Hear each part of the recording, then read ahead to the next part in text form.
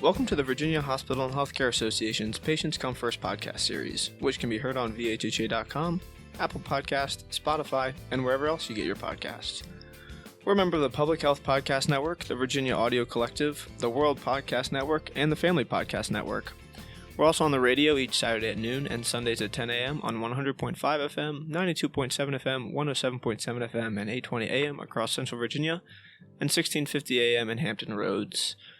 Wednesdays at 1 p.m. also on 93.9 FM in Richmond. Please send any questions, comments, or feedback to pcfpodcast@vhha.com. Again, that's pcfpodcast@vhha.com. Today we're excited to speak with Dr. Mark Miller, who is a professor of orthopedic surgery and sports medicine specialist at the University of Virginia. Dr. Miller joins us for a conversation about his career, sports medicine, and his observations about supporting the physical and mental well-being of young athletes. So, with that, Dr. Miller, thanks for being with us. It's my pleasure. Thank you for inviting me. Yeah, absolutely.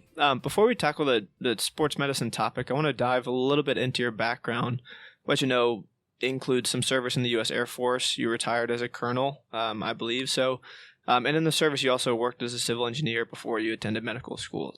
You also served as a team physician for student athletes at the Air Force Academy and JMU as well, which is a local school for a lot of us here. So if you would just start off by telling us a little bit about yourself and your journey and maybe a few career highlights too. Sure. First of all, I'm going to highlight the fact that both JMU and the Air Force Academy football teams are undefeated this year. So Love that's it. Exciting. Love it. So I started off as a civil engineer, as you indicated, because when I was at the Air Force Academy, I was interested in solving problems, and I never really stopped and figured out what an engineer was asked to do in the services. And that involves a lot of projects with not a lot of money, and so it was a little frustrating. So I looked back on my history and decided I wanted to go into medicine, and took that pathway, and ultimately became trained in orthopedic surgery, and then did a fellowship in sports medicine. After that, I was lucky enough to get assigned to the Air Force Academy, where I graduated, and that's one of the best sports medicine laboratories on the planet, because the three service academies focus on each cadet required to do athletics at all levels, and it gave me some great experience. Subsequently, when I came to Virginia after a brief stint in the training program at San Antonio for the Air Force, I came to UVA and was able to serve here, and an opportunity became available in 2003 to be the team physician at James Madison University, and I served there for 15 years as their team physician. And it's been a great run. It's been a fantastic experience working here in Charlottesville and in Harrisonburg, taking care of young people and athletes of all ages. That's awesome. We've touched on this a little bit. You obviously have a lot of experience in the sports medicine world and with student athletes and things like that. We'll cover your recently published book, which you're a co-author of, Raising a Healthy Youth Athlete. We'll cover more of that in just a moment. And I mentioned this to you before we just hit record, but this subject of youth athletics in general, and also sports medicine with regards to youth athletics, is of personal interest to me. I played soccer growing up, but I also coach soccer now.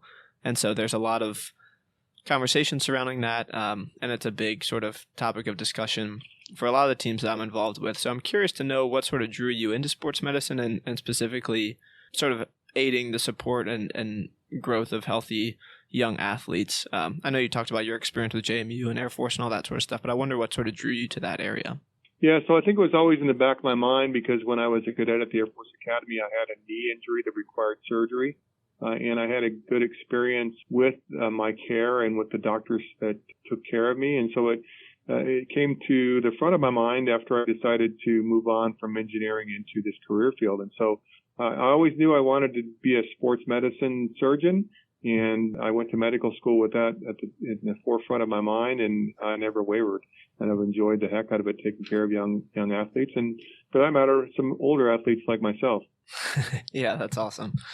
You'll have to forgive me. I'm going to read some stats to you and just sort of pick your brain about what you think about this. So in the United States, about 30 million children and teens participate in some form of organized sports across all the different sports. There are more than 3.5 million youth sports injuries each year that cause some loss of participation time, which I think is sort of the barometer for this. And almost 1/3 of all childhood injuries are sports-related. So I have a couple thoughts on this, but as we see sort of the specialization of youth sports grow, people taking part in teams that are more specialized, more intense training happens on a more regular basis, and also the competition and the level increases as well.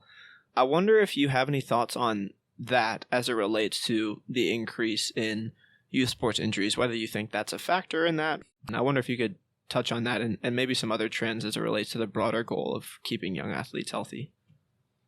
Sure. I think it's a major factor, and the concept of specialization early and playing only one sport has been shown to lead to more injuries, especially overuse injuries.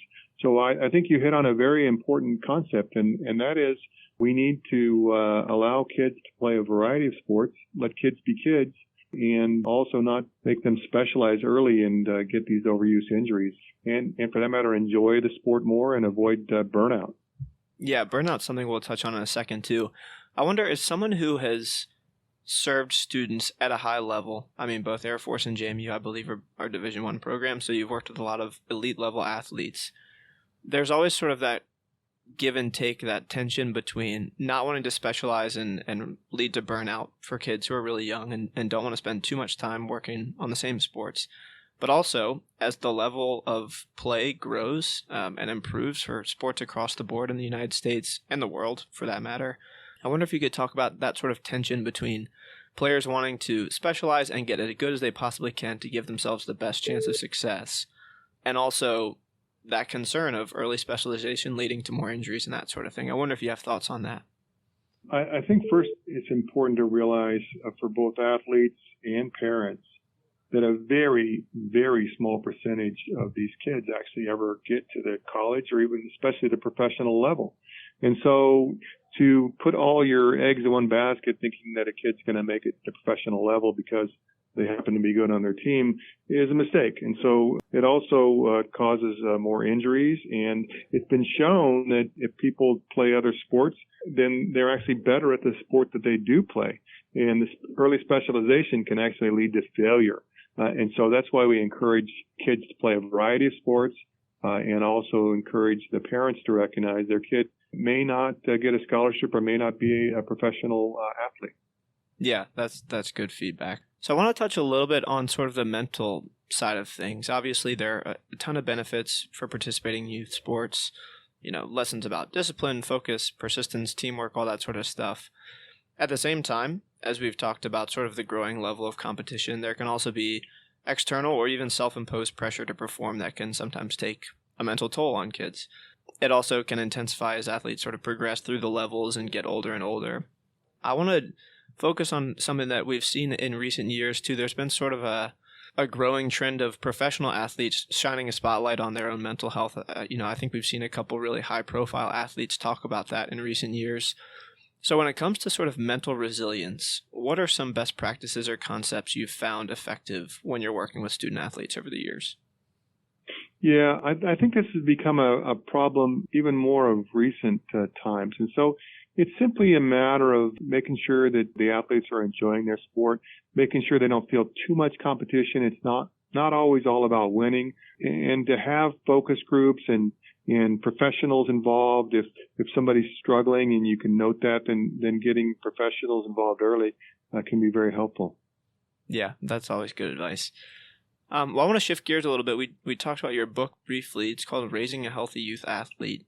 We've covered a few of the topics that it touches on, but I wonder if you would tell us just a little bit more about the book and your inspiration for writing it. Sure. This is a book that's co-authored with Vonda Wright, who's in Orlando, Florida, and she has a great experience with writing books for lay athletes, lay people. This book was particularly focusing on parents, coaches, and for that matter, athletes themselves. And it covers a variety of different topics, including things we've talked about, nutrition, mental health, safety, and then has a large section on understanding common injuries. And that section is very well illustrated. We hired a professional artist to draw simple pictures that almost anybody can understand and gives you a atlas, if you will, of some of the problems and some of the surgeries that we do to take care of those problems.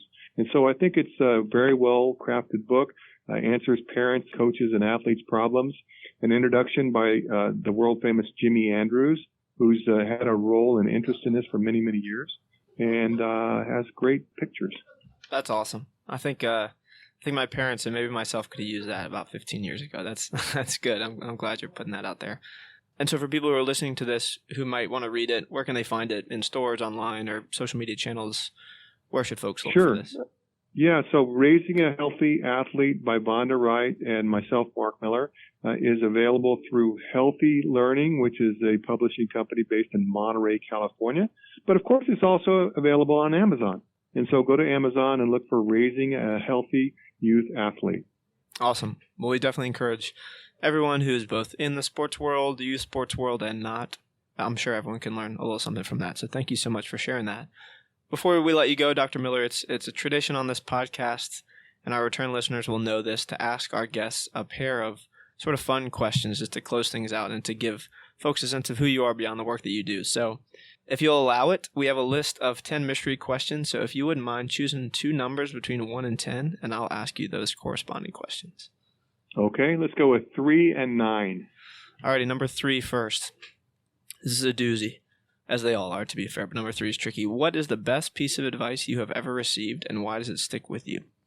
And this kind of breaks me up to answer this question, because my father told me that if you do a job, you've got to do it right.